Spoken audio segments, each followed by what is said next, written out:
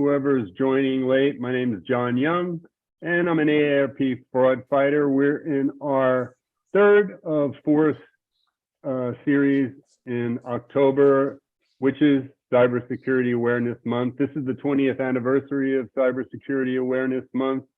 So we're going to give you a lot of information, but we're going to give it to you in pieces. So you're going to be able to digest it. And I'm with the California AARP Fraud Network. What we do is we provide resources and information so that people will not get scammed and be aware of what the common frauds are that are going on right now. But this is an interactive conversation. So during our broadcast, some of you are going to be able to ask questions. So please think of some questions as we're going along that you think are going to be applicable to what we're talking about, and we'll take as many as we can.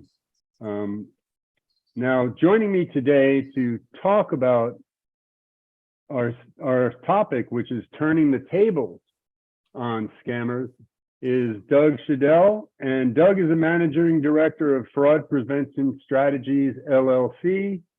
And he's also a leading expert on how to detect and prevent financial exploitation. He's co-authored a number of books, and he's also been an assistant district attorney, as well as a 20-year fraud investigator, and also state director for AARP Washington, Washington State. And Doug has also testified as an expert witness for the U.S. Department of Justice. Now, Doug, what are you going to share with us today on how we and our audience can stay safe and protected online? Well, thank you, John. It's a pleasure to be here. And I appreciate your saying that you want this to be a conversation. So I'm going to spare you the 87 slide deck that I usually present.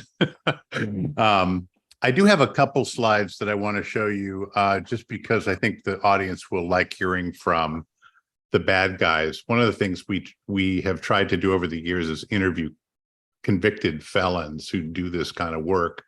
And so part of what I want to talk about is just kind of getting inside the mind of the con man today. You guys, I understand, in this series have talked a lot about cyber tactics, and I hope we'll also. But let me share my screen and see if we can't can you see that, John? Perfectly. Okay, good. Beautiful. Yeah, good. I will just go through here and stop me, John, if you want to interrupt and pose questions. But let me just give you sort of the thumbnail of what I want to talk about, and then we can go whatever direction you want to. You know, when we interview these, I think I've interviewed probably 30 convicted felons over the years. I've been doing this for a long time. And when you ask them the question, what is your main strategy when you approach a victim of fraud, whether it's cyber fraud or door-to-door or anything else, they always give you the same answer, the same sort of three things. And these are the three things: building trust, getting the victim under the ether, and I'll talk about what they mean by ether, and creating a sense of urgency, time scarcity, product scarcity. And I thought I would just go through each one of these and give you some examples, and you can hear from the con men themselves. And again, feel free to interrupt. But starting with building trust, fake credibility, fake authority. You know, we have reviewed a lot of tape recordings of scammers. I did this several years ago with some tapes that were made by the Ohio AG's office. A woman named Erin Leahy, an investigator, would take over the phone line of a senior citizen who was getting a lot of these calls, and the line would be forwarded to her desk, and she would pretend to be her grandmother and record all of these scams coming in. And we did an analysis of those. There were like 500 tapes. And, you know, not surprisingly, a heck of a lot of them were pretending to be a legitimate corporation, pretending to be Publishers Clearinghouse. And a lot of the themes of those early tapes were sort of promises of financial gain. You're going to win the lottery, or you've won the Publishers Clearinghouse drawing, if you will. More recently, we have gotten even larger access to even a larger library of tapes through a company called NomoRobo, which is a call blocking company. You can put this app on your phone and it'll stop all the robocalls. But they also record all those calls and transcribe them, millions of them. And the thing that, and I've been, since leaving AARP, working with NomoRobo to analyze these. And one big difference from the last time is that there's not as many promises of financial gain. Sure, there's some, the Publishers Clearinghouse is still there. And you'll hear a tape in a minute about that. But a lot of it is fear. We live in this anxious world where every time you turn on the news, there's some horrible thing happening. And the scammers really play on that more and more. And, it's like somebody's hacked into your computer, bad things happening. And so I'm going to play some examples of each of those to give you some sense of what they sound like. Here's one. And by the way, this is a fake Amazon. This is not Amazon, but it's someone pretending to be Amazon. Let's listen. Dear customer, this call is from Amazon customer support. This is to notify you regarding your today's purchase on Amazon.com. You have been charged $379.99 on your Visa card. If you have made this purchase on Amazon and recognize it, then simply hang up and your order will be delivered to you. However, if you have not made any such transaction, you can call Amazon support right away on 970-427-6905 or press 1 to connect to our agent. Now, if you get that call, and not if any of you have gotten a call like that, this is when we look at the tapes, 25% of the fraud recordings that we're analyzing have the word Amazon in it right now. It is by far the biggest sort of fake credibility tactic being used. And we say that this is fear-based as opposed to a promise of wealth because, in the past it might have been, hi, this is Amazon and you won the drawing. Press 9 to collect your winnings. Here it's, if you don't call, you're going to lose money because you didn't really order this thing for 307. So it's fear-based. And when you call the number, because I've called many of these numbers to find out what they say is, oh, you didn't order that, iPhone for $1,000. Well, we can give you a refund right away. But to do that, we're going to have to remote access into your computer. Are you willing to let us do that? And a lot of you are probably shaking your head going, no, don't do it. But a lot of people do it. And this is the whole point. This is a phishing attempt, PHISH, right? Phishing, trying to get people to let you into your computer. And once they're in your computer, they can download malware. Well, we're at the end of all the herbs. Hello? No more. I heard somebody talking. Is that a question? Or is it just no mute? Okay. Anyway, bad thing to let somebody into your computer, right? And so let's keep moving. I want to make sure we have questions here. Another tactic is fake, building trust through fake authority. And this is an interesting one. Listen to this tape. Good day. This is Joe Biden, the 46th President of the United States of America. This call that you're receiving was requested by Roman Powers with the Publishers Clearinghouse. Trust me, I understand that due to this time of the pandemic, you may be skeptical about this news, and you may be saying that this is too good to be true. Well, now I'm contacting you to confirm with no doubt that you are indeed a selected winner of $20 million with the Publishers Clearinghouse. So this is what we refer to as a deep fake. John and I were talking about this offline earlier today. And it's kind of a primitive version. Publishers Clearinghouse is kind of an early adopter to the AI thing because we found this tape a year and a half ago. And what they do is they take the voice of the president, whose voice is everywhere in the media, right? And they build an artificial, they use his voice to come up with this scam call. And this is sort of what we're up against. It's very concerning to me that AI is so easy to use now and to fake. But again, it's trying to build trust by using a famous person or Publishers Clearinghouse. And back a year and a half ago, we didn't see too much of this, but we thought it was sort of the canary in the coal mine, an early warning that these deep fakes are going to start showing up everywhere, and they in fact are now. So the other piece to this, remember, so one is building trust. Another thing all the scammers talk about is getting the victim under the ether. Well, what is ether? Ether is getting them into a heightened emotional state where they're no longer thinking rationally, but they're reacting emotionally. And, when somebody calls you and says, somebody charged on my Amazon account, you're afraid. Fear is one route to ether. Financial gain is another route. Think about it as, when you first fell in love, and all you could think about was the betrothed other, the beloved other. Were you thinking clearly? No, I wasn't. It's a long time ago, but I wasn't. Well, here's Jim Batali. This guy we interviewed several years ago. He ran fraudulent boiler rooms in Florida for 20 years, claims to have stolen $60 million. But he is one of the best I've seen at articulating this whole business of ether. The crush or the kill is emotionally driven. It's not logic. If you apply logic to this concept, it's no. I'm not going to send you my hard-earned money. I don't even know who you are. I know you from Adam. When I wrap that in tons of emotion, that blurs. The logic goes out the window. The emotion kicks in. Now I've endeared you to me. Now I'm no longer the predator on the phone. I'm Jim from New York. That's it. And so a lot of the tactics we see on the phone, these guys, there's another guy, Stephen Michaels, I'm going to show you, who is actually from LA or did a lot of his time in LA.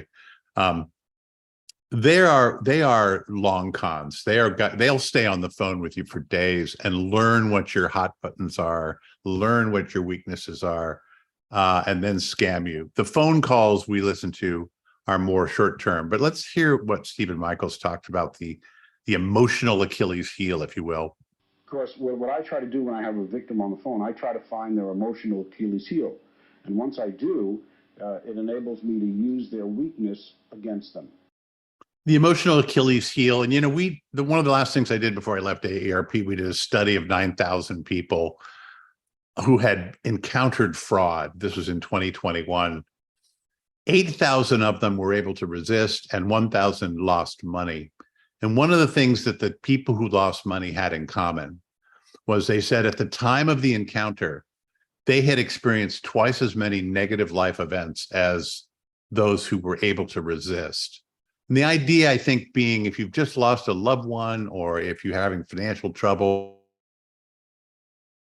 or you're ill yourself, and let's face it, our people, I'm almost 66. I'm our people. You get older, bad things happen, right? And these people are looking for those things so that they can take advantage of it. Here's Jim talking about it. You have cut and dry individuals that are just, yes, no, no, no, this doesn't make sense, goodbye, click. And then you have the emotional person who wants to engage in conversation, who wants to, who doesn't even realize what the person on the other end of the phone is doing. They're gathering an arsenal of information by being personable and being friendly and talking to them. They're making notes while they're saying 2 children, one with, a mental illness, one brother lost in Vietnam. They're using all that information to put together their arsenal and profile the person they're on the phone with so that they know which buttons to push to bring the emotion up in that person. Yeah, Jim's like, they both said the same thing, but he's like, I want to keep you up in the altitude of the ether, because if you ever drop into the valley of logic, then I know I've lost you. And there's a lot of social science behind this notion. This is not a new idea. We are applying it to fraud because it seems like the biggest thing that makes people vulnerable. We used to, I've done studies for 20 years, and we were looking for this, Uber theory of fraud victimization. Victims are not as educated. They are taller, they're shorter, they're black, they're white.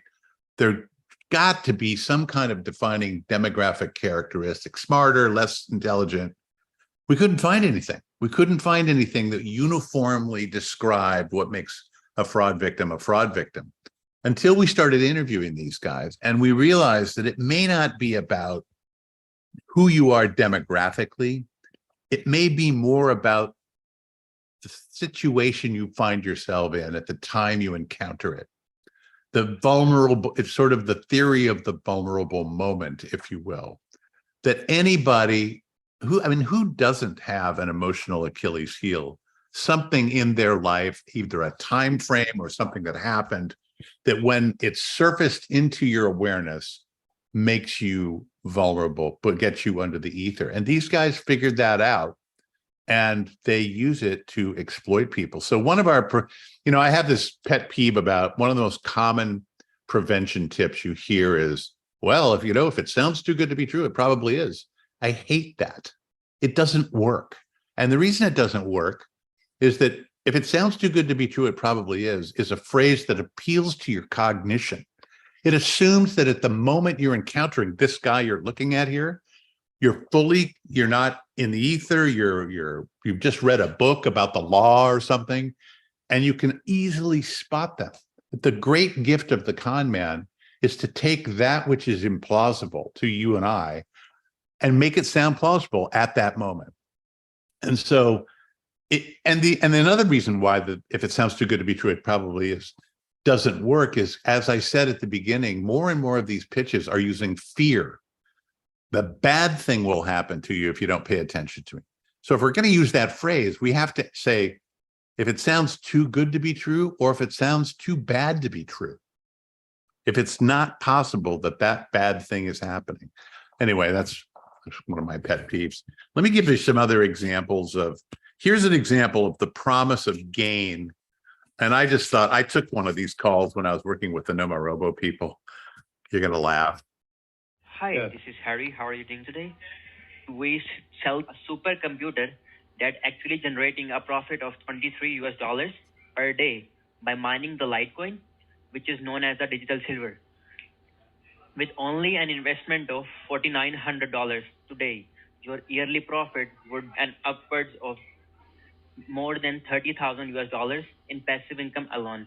And literally, you don't have to do anything other than plugging in the miner with electricity and internet, just like you have plugged in the refrigerator at your home. How does that sound to you? It sounds too good to be true. Oh, wait, we're not using that phrase. Sounds like his math is off too, Doug. His math is off. $23 a day times, what, 365, that's like $7,000, right? I mean, he's saying $30,000 you're going to make. Well, see, now you're engaging your cognition there, John, and he's trying to engage your emotion. If you said 230, I might have said, yeah, you're getting me interested. But you hate that phrase, if it's too good to be true, it is. I hate these guys. That's all I could say. To me, they're the lowest of the low.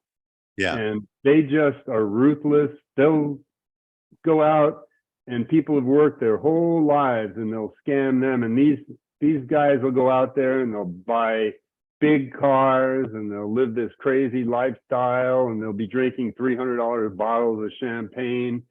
And I can relate because in the 80s, I was introduced to a guy through a friend of mine, and he said, this guy's one of the smartest guys I know. We went to his house, big house, first big screen TV I ever saw. Everything was big. His dog was even big. He was like talking about himself all the time. And I got such a negative view of this guy because he just was so over the top. All he could do was just try to like, come on. I found out not too long after that, he got busted in the Wolf of Wall Street scam, which is one of those boiler room scams that you talk about where they try to find older citizens and they'll convince them that gold coins are, gonna jump up, or there's some kind of stock that's a penny stock, but it's going to be worth tons of dollars. And he wound up dealing his way out of there and turning, on other people and all of that. But these people are so technologically stupid I mean, it really bugs me because all they can do is, like you say, go through this numbers game where they get hung up on, and then they'll get someone who's vulnerable. You know, like I think of my old Irish grandmother, perfect example. She lost my grandfather. She's sitting there by herself in the kitchen listening to the radio all the time, and she'll get a phone call and she'll just start talking to people because she's lonely, right? Yeah. And that's who they look for, is someone like that who's lonely, who just would like to talk. Like you said, these guys will take notes, and then they'll start coming back with snippets of what they said in the conversation like they're an old friend. But if you think about it, there's people in your family, and everyone's got a family, who they won't lend money to because they know they're unreliable. Yet these guys are able to push those buttons psychologically and get people who wouldn't lend money to their own family to give them money, right? Through some kind of romance scam or some of these scams that you were talking about. So that's why I had to jump in, because No, they I'm just glad. bug me like you can't even believe, because it takes no effort to do what they're doing. They haven't gone to school for it. You know, the prisons are full of geniuses like this. You know what I mean? Yeah. Well, and to your point, the trolling for vulnerable people, you know, some of the robocalling industry is, and part of the reason the feds are coming down on them so hard, you can make 10,000 calls for $100. You have $100, you can call 10,000 people. And these boiler rooms in India and Pakistan start at 10 o'clock at night. They call all night because that's daytime in the United States. They call one room. I don't know if you guys have heard of this guy named Jim Browning, who infiltrates Indian boiler rooms. And if you haven't, you should go on his YouTube channel. We partnered with him on a couple of things. What he does is he sets these guys up. They call him and they say, there's a virus on your computer, right? This is the common scam, but you got to let me remote access in to fix it. So he goes, yeah. And he lets him into his computer. And while they're opening that channel, he's an IT guy. He reverse engineers his way into their computer and downloads software that allows him to record both the audio and the video of everything the scam boiler room is doing, including hacking into the closed circuit television cameras that they're using in their own security interests. And I sort of do these ride-alongs with him. Last summer, we did one classic tech support scam.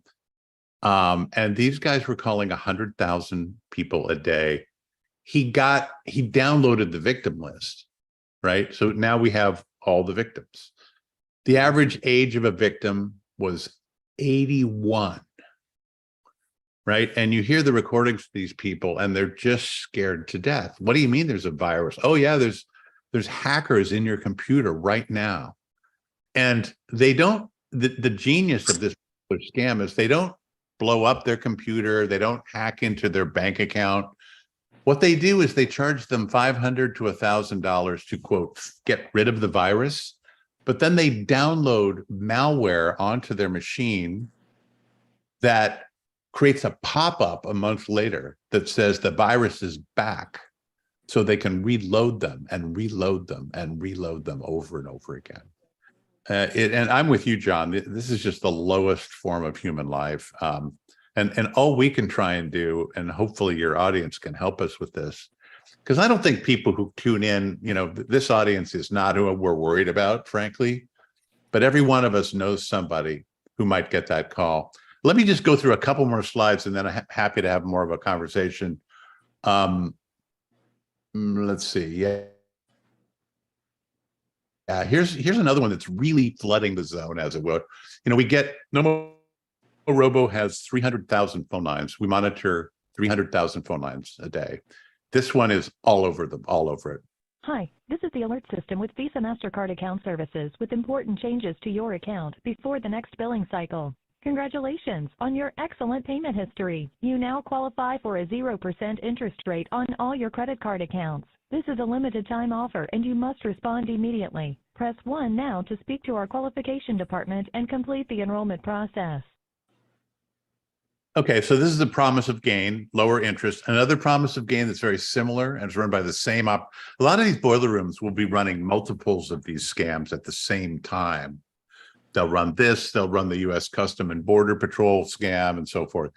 The other variation is that we can eliminate all of your credit card debt. Press 1 to find out more. And I've taken calls like, now I'm talking to a boiler room.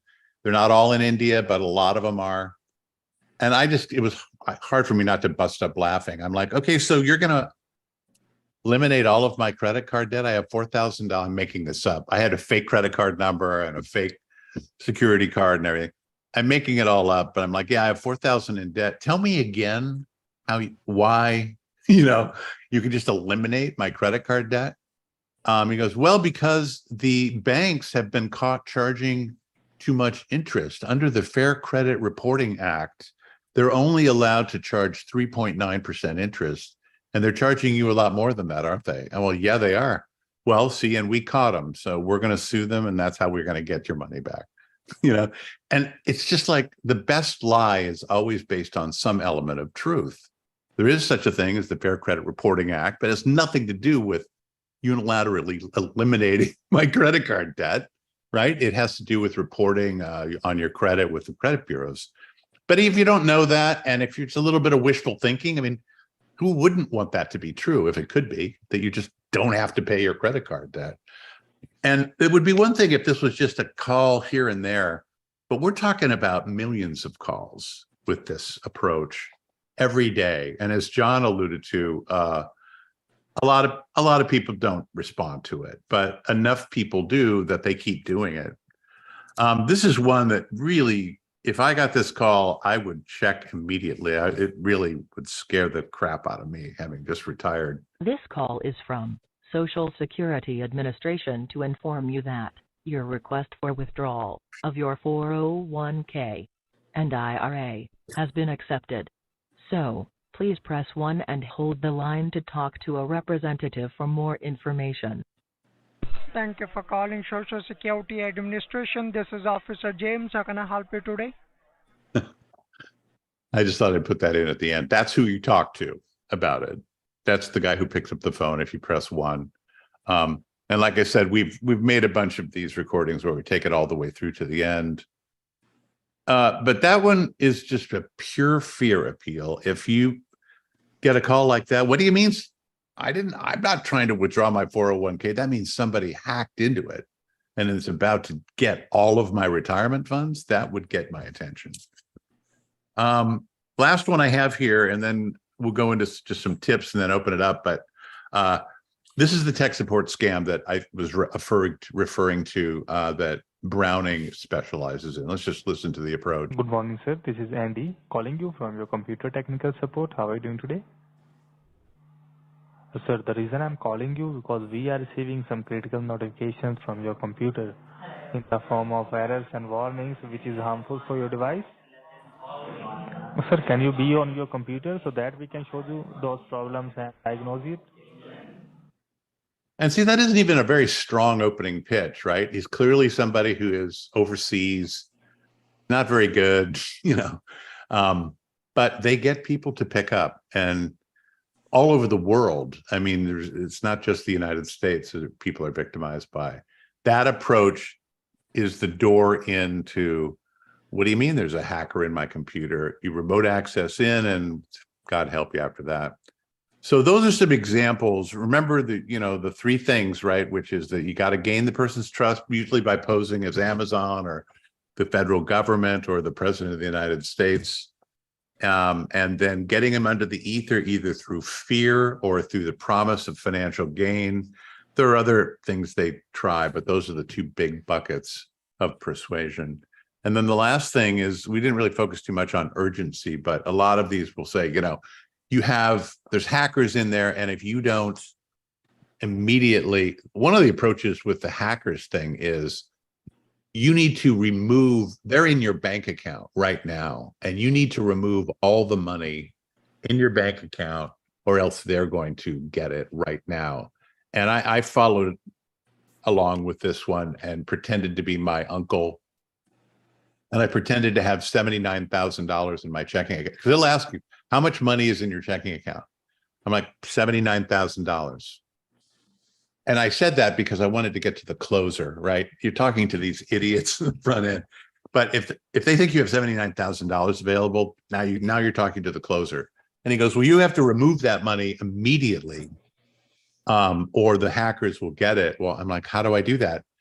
Well, you've got to go down and purchase a government prepaid bond. And I'm like, well, what is a government prepaid bond? And it come to find out what he means is you go to the government secured store, Target, and you buy gift cards. You want me to buy $79,000 worth of gift cards? Yes, and you need to do it right now, because if you don't, in the next 15 minutes, hackers will get your money.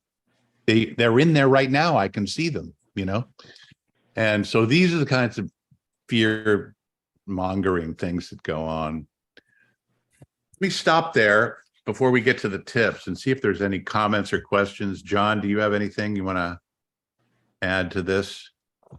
Yeah, I do.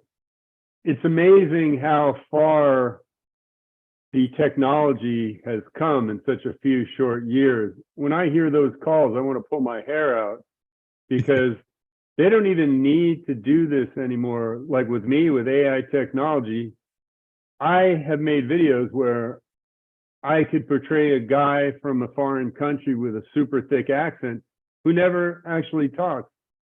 When the person picks up, it sounds like a woman from the South in the United States who's actually answering and asking these questions. So that's what our audience really needs to be aware of, is it doesn't matter what gender it is. It doesn't matter what country they're from. This kind of stuff is old. And when they're going to do it, they can do it and sound like anybody. And we're getting to that next week. So please, everybody, come on board for our artificial intelligence AI scams next week. And the second thing is, I'm sure these are probably in the tips, but I just want to say it now, and it could be redundant. Social Security, Medicare, the government will never call you unsolicited and just expect you to pick up the phone and do something. That is never going to happen. The only way that they contact you is through either the US mail, or if you've created an online account with them, they'll notify you that you've got something in your inbox, and to check your inbox with Social Security.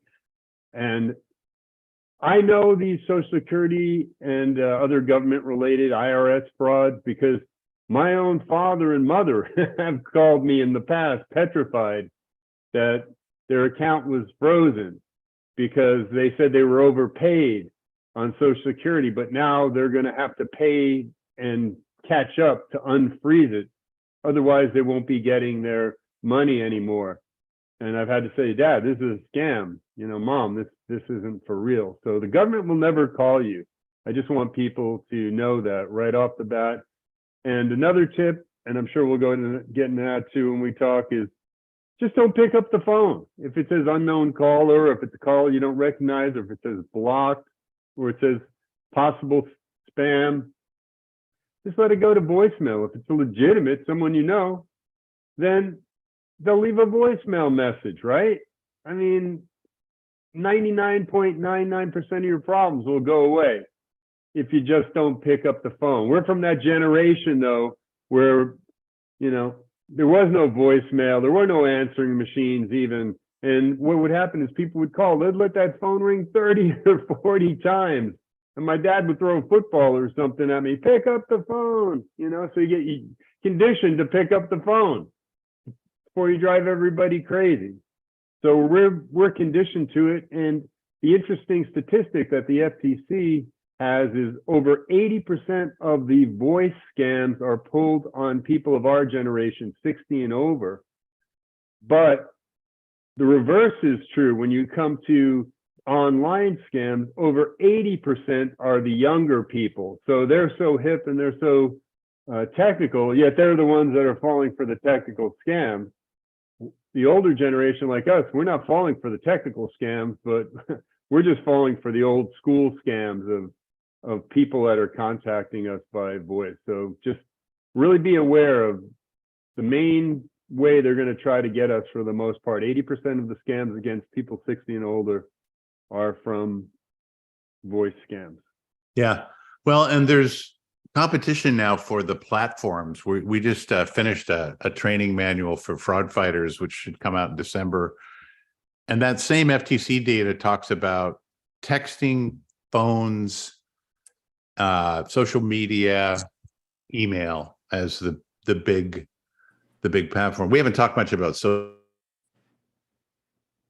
media, and I don't know if you have in this series, but one of the things I was telling an audience last week in Yakima is if I'm looking for someone, one of the things that these scammers talk about is finding the emotional Achilles heel. They want to know. We used to tell people, whatever you do, don't give out your credit card number over the phone. Don't give out your bank account number over the phone. And that's still true. But anymore, we should be saying, don't tell anybody about your personal life, because that's what really they use to get you under the ether. And when we look at some of these social media accounts where people are just laying out everything that's happening to them. Oh, my husband just got sick. My brother just passed away. I just had a birthday. I'm just about to retire. I don't know if I'll have enough money, yada, yada, yada. And this is probably a good place to get into the tips, because one of the things we talk about is privacy settings on social media accounts. And when I ask people, have you ever changed the privacy setting on your Facebook account? They're like, what's a privacy setting? Well, that means everything you put on your Facebook account can be seen by everybody. And that's a problem. Let me just give you a couple. These are my own pet peeve things about sort of like, there's the mindset, and then there's the sort of, how do you harden the target so people can't get to you to begin with? First of all, with prevention tips, adopt a fraud fighter mindset, question all communications from known and unknown sources. This is again where, as John alluded to, with AI coming on and the examples you've seen, it is so easy to pretend to be Amazon or pretend to be Chase. You get one of their emails. All I have to do is do a screen grab of that email, throw it into some simple program and change the words around, and now I'm Chase Bank. So you have to question both known and unknown sources. Guilty until proven innocent. I've been saying this for 40 years, but now people have started to listen. Don't go, and another way to put this is, don't just distrust everything that everybody does, but if somebody solicits you unsolicited, something just comes out of the blue, an email, a text, a phone call. Yesterday, I got a text saying, "Are you Doug?" Delete. I'm not going to respond to that. Look at it through the lens of why it might be a scam. Don't look at it through the lens of why it might be a good opportunity. Unfortunately, we have to do that with almost anything that is coming at you that you did not initiate the contact. It just came unsolicited. Look for attempts to trigger your emotions. This is sort of a theme we've been talking about. If somebody's asking you a lot of personal questions before they ever get to what they're selling, that is a huge red flag. And the problem is, a lot of times people want to have those conversations. They're like John said, they're lonely. I can tell you honestly, since I've retired, I used to get 200 emails a day and the phone was ringing off the hook. And I'm like, oh, get away. My phone doesn't ring that much anymore. I don't get that many emails anymore. I'm retired now. And so when the phone rings, I'm like, hey, the phone's ringing. Maybe I will answer it. Nah, what are you talking about? Take your own advice, But it's a very real thing. It changes things when you're not constantly bombarded. Ask more questions than you answer. Several of the con men said the person who's asking the questions is controlling the conversation. And I have fun talking to these con men when we're playing along with them. I act innocent to get them on tape. Sometimes we tape them. But sometimes I just get fed up. And so I just start asking them questions. And they're like, they usually just hang up. If they Well, hang, Doug, that's a perfect segue right here because we've got a lot of audience questions. So Strat or Priscilla, can one of you please connect us with someone from our audience so they can ask Doug a question? Sure. So let's invite Leslie Cunningham to take himself off mute and ask his question about Amazon Prime. After Leslie, let's go to Zachary and then Carol Collins. Leslie, you still with us? Oh. All right, let's go to Zachary Saya. I believe I'm saying that correctly. You had a question about social media. You want to ask your question? Zachary,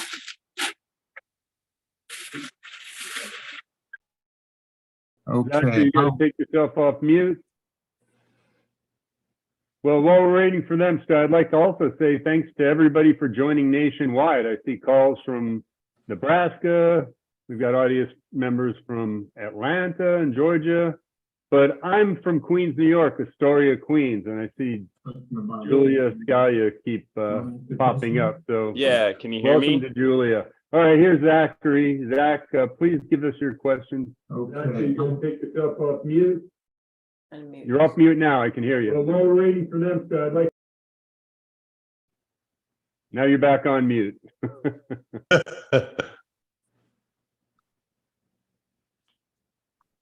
well, Okay. You just muted yourself again.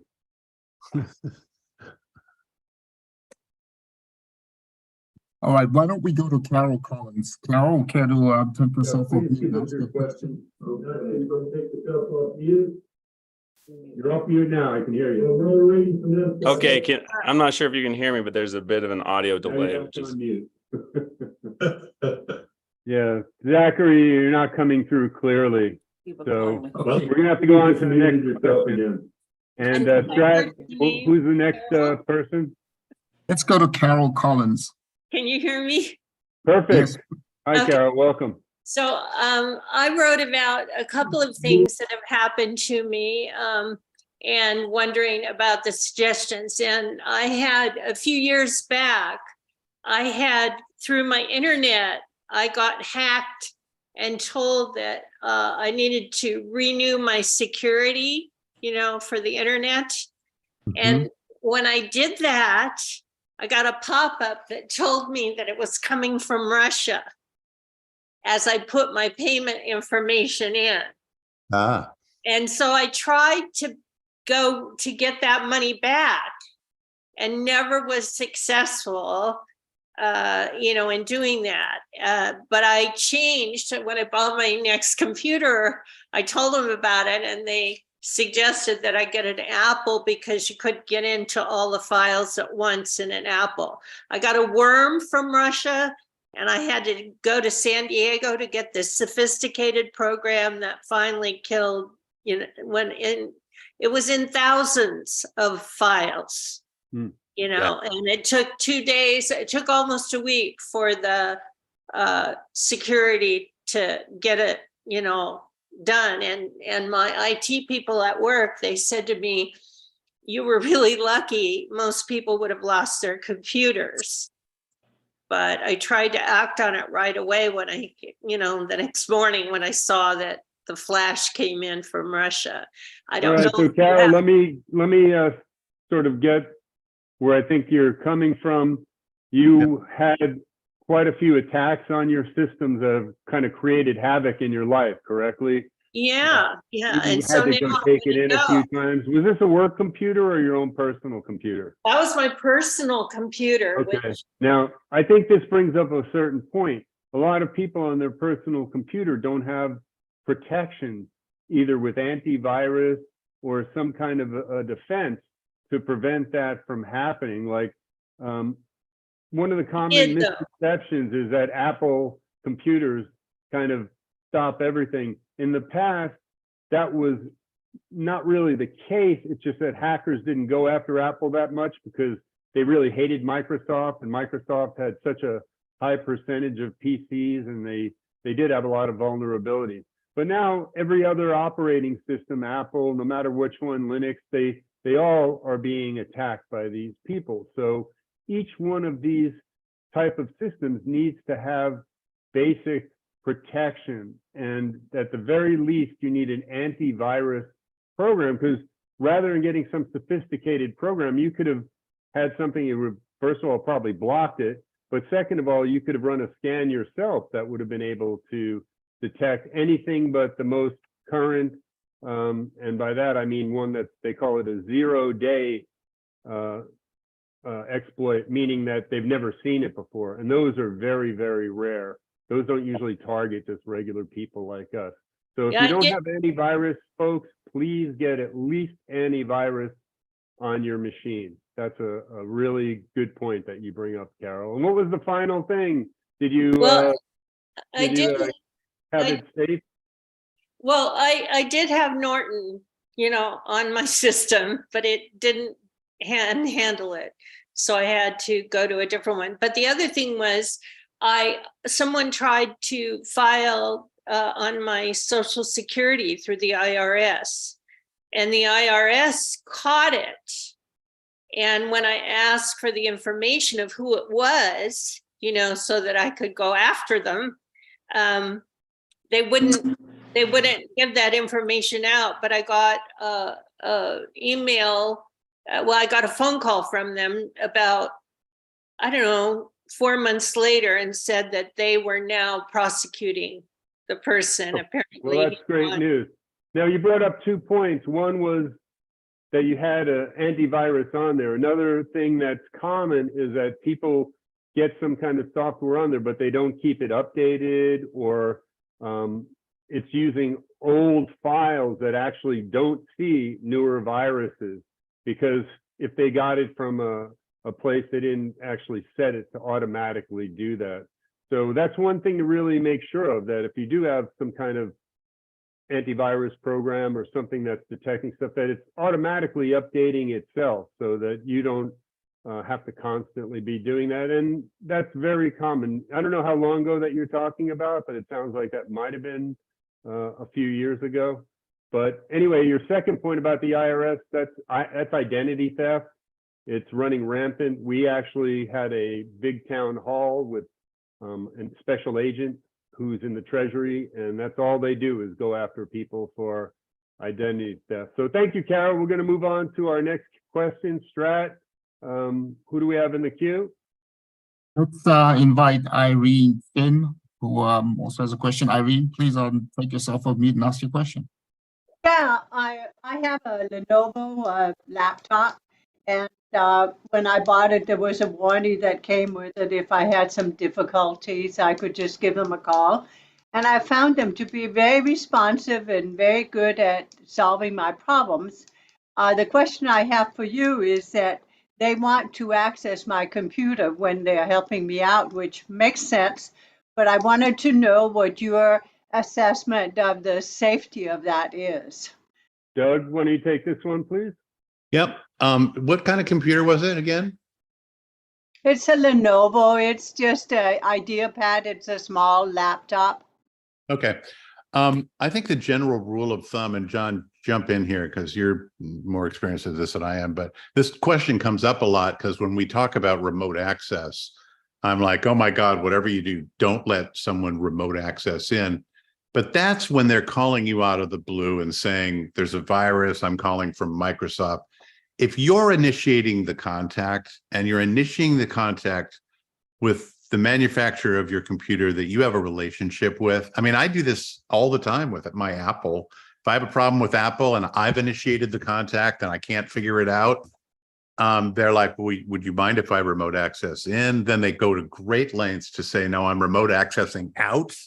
Because with the scammers, they will a lot of times stay remote accessed in or keep that software on your hard drive. So I think it's safe if you're initiating the contact with, someone you've done business before. John, do you have any follow-up to that? Yeah, absolutely. It's funny that you mentioned Lenovo, Carol, because I worked for IBM for 22 years. And what you have is an old IBM product that Lenovo bought, that whole division of PCs. And they're very good PCs. I've used them for dozens of years. But Doug really hit the nail on the head. Never, ever call from a pop-up or some kind of unsolicited number that's saying they're tech support.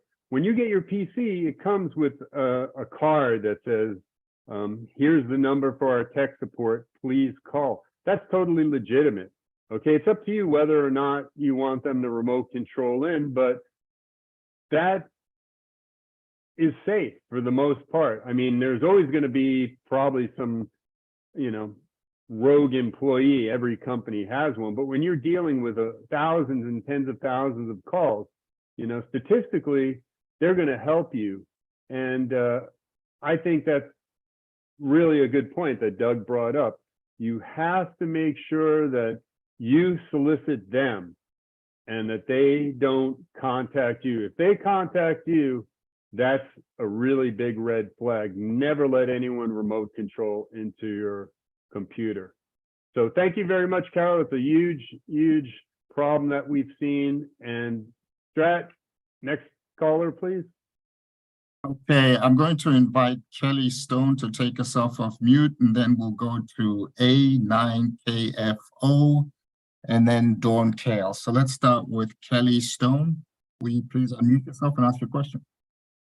Hi, yes. I have a Lenovo computer like you were just talking about, and I actually on my new one now, but my old one, the power cord part of it actually got caught in the computer, and so I can't charge it. And Lenovo, it was under warranty, wanted me to mail it in, and they said they may or may not have to wipe it out and restart it, but it would have all my personal information on there. And the reason I didn't send it in, I just didn't feel comfortable mailing it in like that. And also I was waiting to get all the information on the new computer, which I have done now. But is it safe to mail that in with my personal information on there? Because you don't know who the employees are and what they're going to do. And on top of my own information, I'm kind of winding down my business, but I do prepare taxes for some other people. So I have other people's personal information on there too, Yeah. Doug's shaking his head. Doug, what's your response to that? I think you're very wise to not do that. I mean, the recommendation is if there's no other way to use it, jump in here, John, but I would erase everything I would load everything up to the cloud, back it up. Or if you don't trust the cloud, back it up to a hard drive. There's so much capacity in physical hard drives now that you can just plug in, back the whole thing up, then wipe it. Because you can do that, I think. Can you get into this computer at all? I mean, I don't even know if it's because I don't want to open it and waste the charge. I actually have a MyCloud at home, that I use, that's, that's private. So I got everything I need off of there, but I don't even know if I open that computer up, if it's going to still have power, because, the power cord's not working and I wanted to use it wisely if I open it up, but yeah, so you're kind of on the wavelength as me. If I do open it up and I'm able to wipe everything out, then I could send it in, but otherwise just don't do it, right? for safe at this point, you just. Well, I'll take it in a different direction, Kelly and Doug. First off, I would see what model number that computer is. I'd go on eBay and see if I could find a power cord. You can buy a power cord for $25 or $30. A piece of it's actually broken off in the computer. I think a technician, if you bring that to Best Buy, they could take that out and right in front of you and never even open the thing up. So that's a good idea. Maybe I'll try that. Thank you. That's physical. If part of the cord, like the end where you plug it in, broke off into it, that's just something they could probably get out with tweezers. Yeah, they might. Good point. Yeah, it actually sparked. I don't know if it's fried in there, but maybe they could actually get it out. So I'm sure they could. But Doug really nailed it.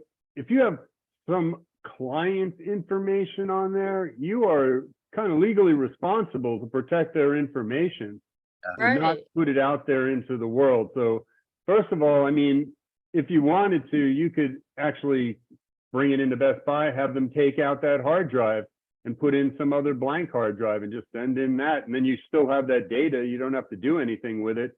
And when they send you back the repaired machine, just put back in that old hard drive and it should work just fine. Because your problem isn't accessing data. Your problem is this power cord. So thank you, Kelly. Very good question. Thank you. We have time for one more question, and it's got to be a quick one. Strat, one more. Okay, let's go to A9KFO. Quick question. I was told some time ago that you should have more than one antivirus program on your machine, sort of like double sweeping. But I don't know if that's actually valid or if they would hinder each other, or does that really work? No, I'll just answer that real quick. Don't do that. Because there's a good chance they'll start conflicting with each other and it'll mess up your machine more than it's worth. They'll be reporting each other as unfriendly. Basically, it's like your blood, antibodies in your blood, white blood cells. Yeah, so get one really good one and make sure it's the new version and it keeps up to date. So that being quick, we got time for one more, Strat, real quick. I saw hands up. Okay, one more. We'll go to Dawn Kale. She has a question about Chromebooks.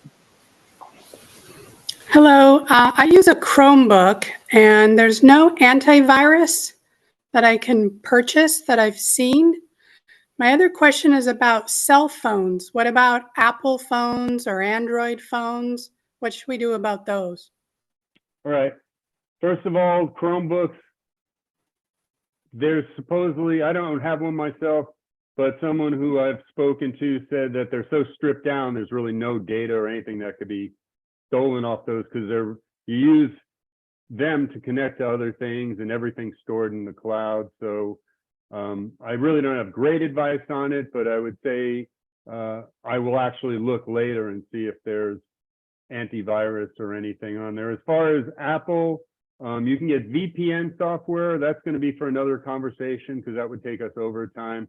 But that would protect you and make your phone anonymous to hackers out there, would protect your IP address. And there's really no antivirus for a phone yet, but what you can do is just make sure your iOS for Apple and for Samsung, Google phones, make sure your operating system is up to date so that you have the latest security patches on there, so that's where they take care of all of that. So anyway, folks, that was the last call that we had to take. I really want to thank our fantastic guest, Doug Shadell. And Doug, I'm going to actually talk about some of the things you've done.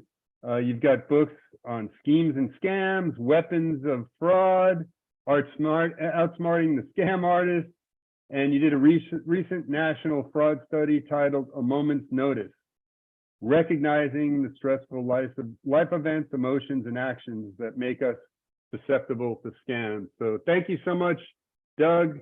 Really appreciate your time. I think our audience got a lot of information in this 1 hour. And the truth of it is, folks, I think we hit on many of the highest points, such as if you get a call, let it go to voicemail. That'll solve 99% of your problems. Never send money to anybody that's asking you for money. Don't run to the bank. And also next week, we're going to talk about these AI phone scams where they actually make it sound like your granddaughter's been kidnapped in her own voice, where they take it from TikTok videos and they make it sound like, grandma, I need your help, or that your grandson's in jail. So that's another thing that is a really good reason why we should just let these calls go to voicemail, because we panic and we think that's a legitimate call. Another thing is, if you want more information, you can go online, AARP.org. And if you look under the money section, there's a whole area for frauds and scams on how you can protect yourself. Another thing is you can go to YouTube and just Google, do a search on YouTube for FTC frauds, and you could watch video after video. I love that Doug ran videos because that really keeps everyone engaged. You know, we love watching TV and screens, and we learn a lot from it. So if you do have a scam, successful or unsuccessful, please report it to the FTC. If you don't want calls coming in, there's a online there, FTC, where it's donotcall.gov, and that'll take away 90% of the calls from my family. I've registered so many of our cell phones, and for my mother and father, that really cut back on it. So I want to thank Doug Shadell again. Strat Maloma, thank you so much. Priscilla, everybody behind the scenes, and thank you to our audience. Please join us next week as we're going to dive into our last one for the month on artificial intelligence and the frauds and scams that are coming from that. I'm John Young, and I'm your host.